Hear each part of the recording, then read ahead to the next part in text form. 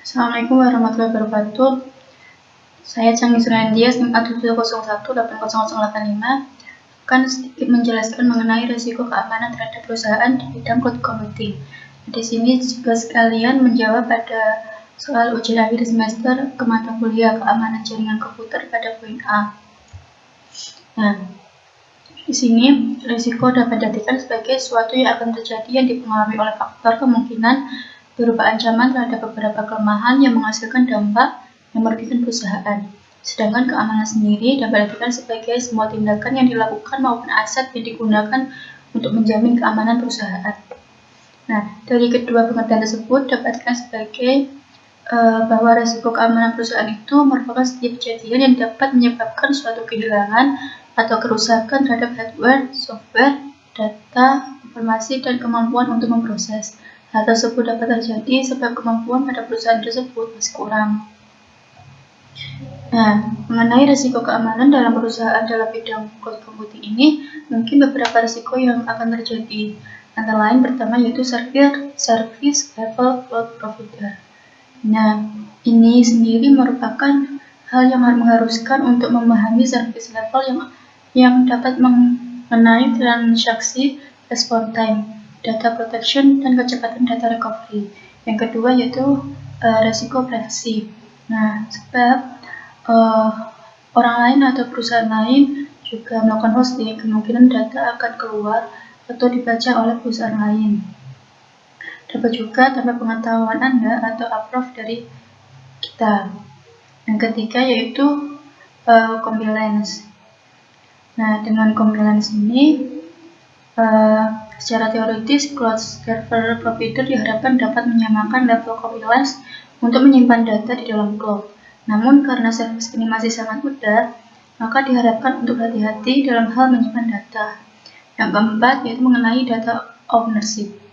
Dan kemudian selanjutnya yaitu yang kelima yaitu resiko pada data mobility. Nah, cloud computing ini merupakan teknologi yang menjadikan internet sebagai pusat pengolahan data dan aplikasi, di mana penggunaan komputer diberikan hak akses.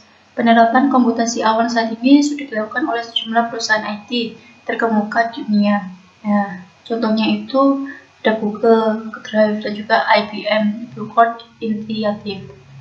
Nah, di sini aset keamanan pada cloud computing sendiri yaitu pertama ada hardware atau perangkat keras, yang kedua software atau perangkat lunak, yang ketiga juga ada firmware, dan keempat ada data. Nah, dalam aset-aset pada cloud computing sendiri itu memiliki ancaman, yaitu pertama pada hardware itu memiliki ancaman apabila perangkat dicuri, sehingga ketersediaan data yang ingin diakses itu tidak tersedia. Yang kedua itu kerusakan pada hardware, yang ketiga kesalahan operasi, yang keempat kerusakan pada jaringan listrik. Ya, kemudian ancaman pada aset software. Software dikopi oleh pihak yang tidak memiliki akses. Yang kedua, software dapat dimodifikasi oleh cracker dengan membuat program supaya program tersebut tidak berjalan. Yang ketiga yaitu serangan virus atau malware. Kemudian ancaman pada aset ketiga yaitu firmware. Nah, ancamannya tersebut itu apabila user itu menggunakan firmware yang tidak official atau tidak resmi. Yang keempat yaitu ancaman pada aset data. Nah, ancamannya itu terdiri dari pada privasi, terus pada penyusupan, dan kemudian juga pada apabila kehilangan integritas data. Nah, dari ancaman tersebut terdapat dampak keamanan cloud computing, yaitu dampaknya yang pertama ada ini secara umum. Yang pertama ada software dengan program, apabila software diprogram dan di-delete akan Yang pertama yaitu apabila software diprogram dan di-delete akan berdampak pada user yang tidak bisa diakses.